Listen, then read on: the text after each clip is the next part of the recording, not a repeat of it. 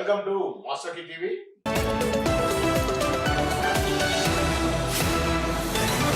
లావణ్య తరపు లాయర్ ఎక్కువగా మీడియాలో కనిపిస్తా ఉన్నారు. దీనికి సంబంధించి అప్డేట్ చెప్పడానికి మన స్టూడియోకి వచ్చారు దాస విజయ్ గారు. వారితో మాట్లాడి రాజస్థాన్ కేసు ఏంటి, ఎంతవరకు వచ్చిందనే విషయాన్ని తెలుసుకునే ప్రయత్నం చేద్దాం. లావణ్య లాయర్ని అని చెప్పుకుంటున్నాడు ఒకడు. ఊరికి దేశానికి ఎందుకు పనికిరాని సొంత చదివిస్తే ఉన్నమతి పోయిన గాడిదవాడు. వాడికి ఏం ప్రాబ్లమో ఈ కేసులో నాకు ఇప్పటివరకు అర్థం కావట్లేదు. ఎవరికి అర్థం కావట్లేదు, వాడికి కూడా అర్థం కావట్లేదు. కాదు విజయ్, మామూలుగా మీరు కొద్దిగా సింగిల్ తోటి వాడు అని మాట్లాడతారు కదా, ఒక లాయర్ అలా మాట్లాడే కారణం ఏంటో తీసుకోవచ్చా? ఒక నేను లాయర్ని ఎప్పుడు మాట్లాడట్లేదే.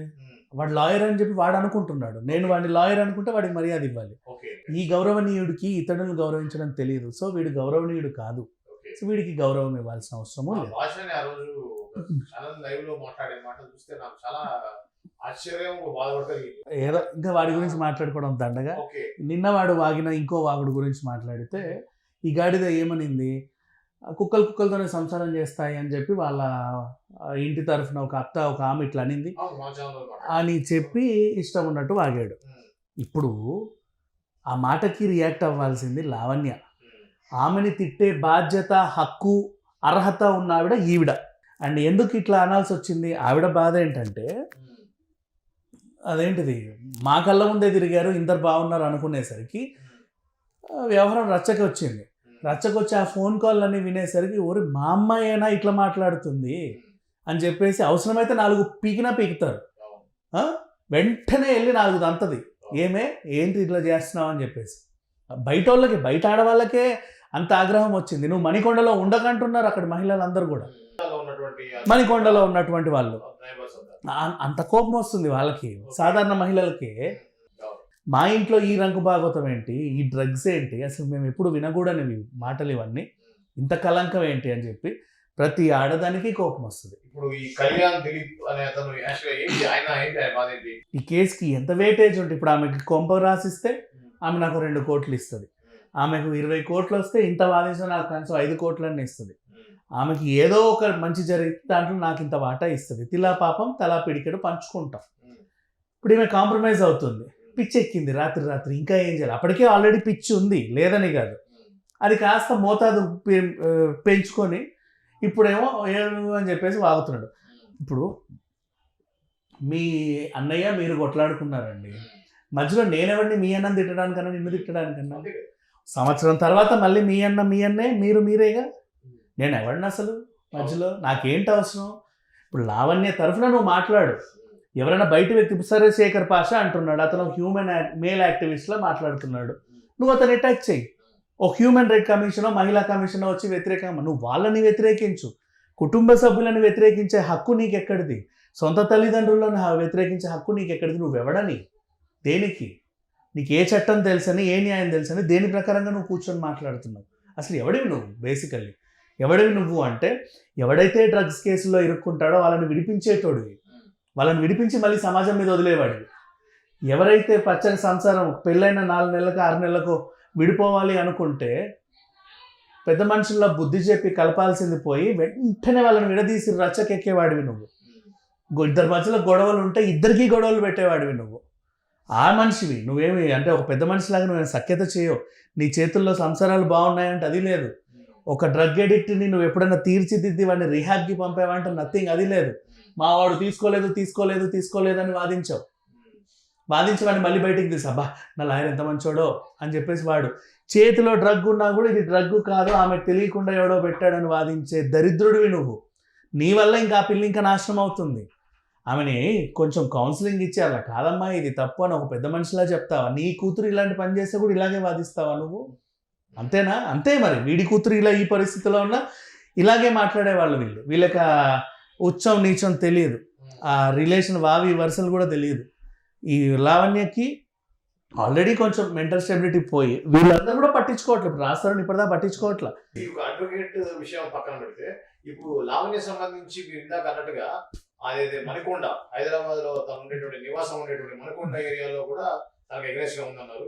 అదే విధంగా తన డాగ్స్ వాటిని కూడా యానిమల్ వెల్ఫేర్ తీసుకున్నారు అనేది వార్త వచ్చింది.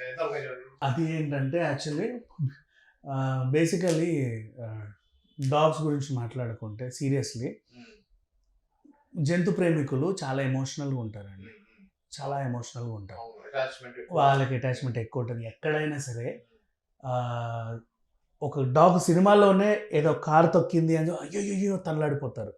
రోడ్డు మీద కూడా ఎవడన్నా బండితో కుక్కని ఇలా గుద్దాడు అంటే అది కేకే ఉంటే వీళ్ళకి అనిపిస్తుంది. చూసే నార్మల్ జనం అయ్యో పాపం అంటారు, కానీ జంతు ప్రేమికులకైతే అసలు గుండె జారిపోతుంది.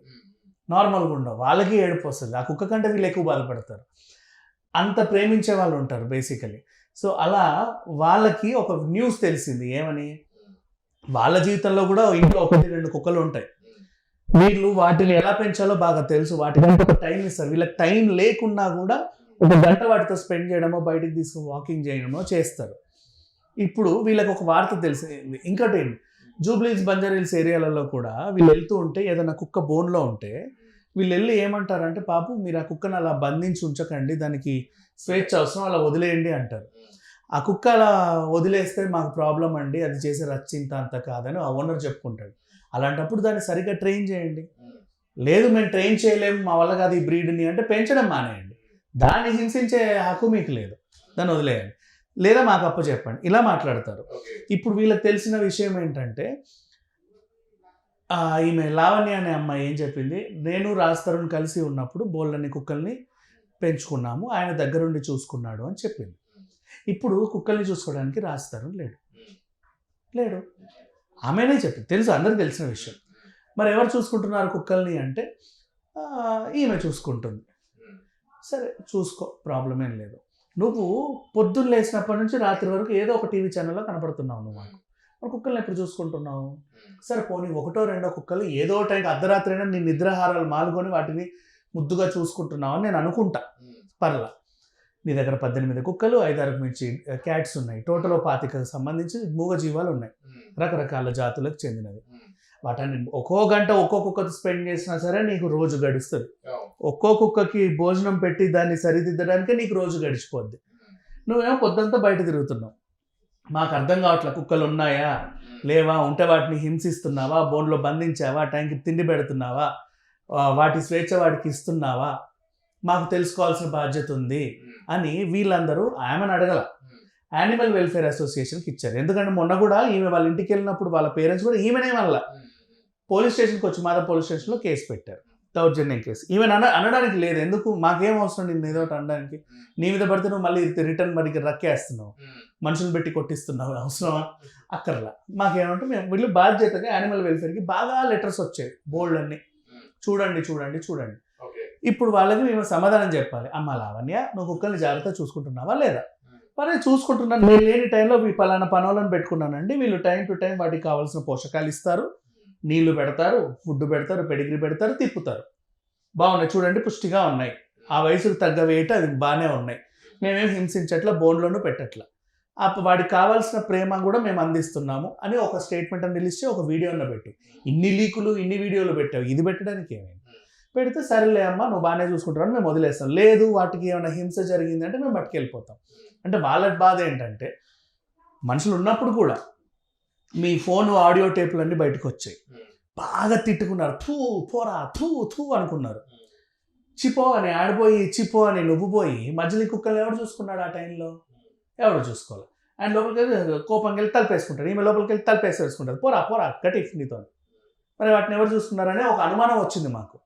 నెక్స్ట్ నువ్వేమో ఆయనేమో సినిమా షూటింగ్లని పోతా ఉంటే నువ్వేమో డ్రగ్గులు తీసుకున్నావు, తీసుకొని అనే టైంలో మత్తులో పడుకుంటావు, డ్రగ్ తీసుకొని నీట్గా బెడ్ చరుపుకొని పిల్లో వేసుకొని అయితే పడుకోవు కదా, ఎక్కడ పడితే అక్కడ పడిపోతావు.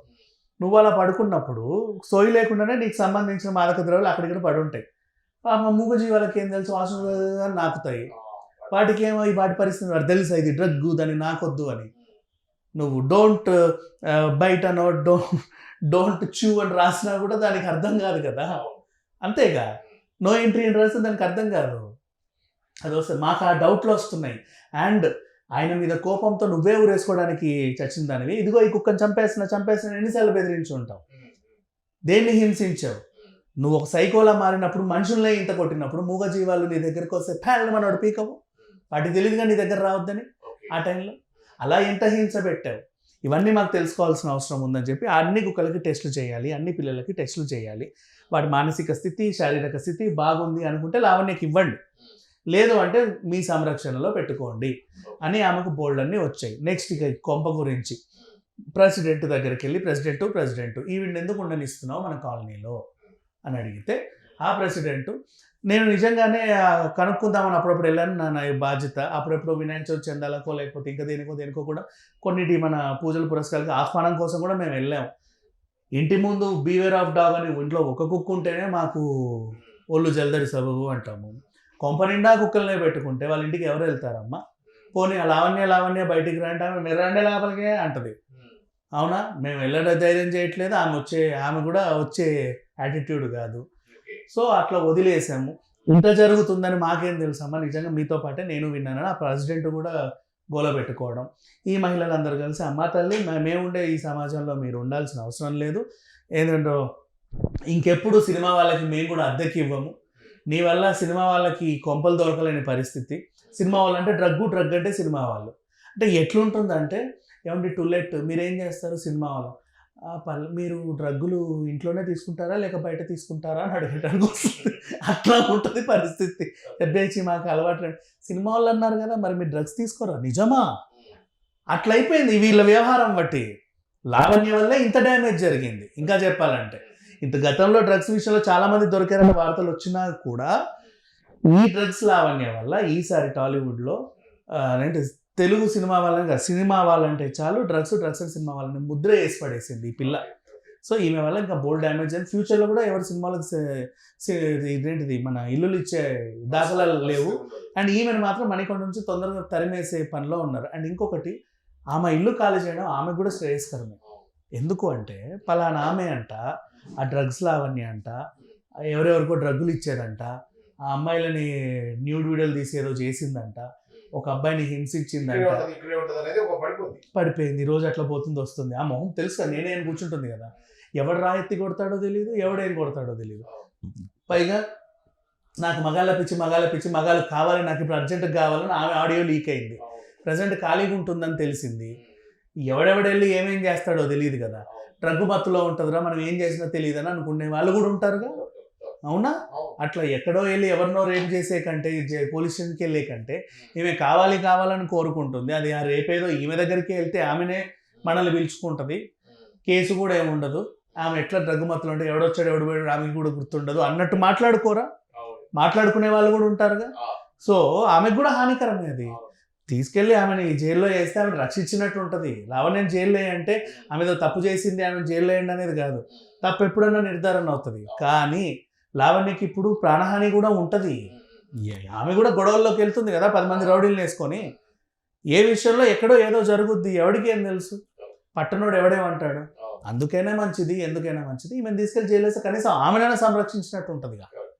లావణ్య రాజ్ తరుణ్ కేసు సంబంధించినటువంటి తాజా అప్డేట్స్ మరో అంశంతో మళ్ళీ కలుద్దాం. అంతవరకు చూస్తూనే ఉండండి మాస్టర్ కీ టీవీ.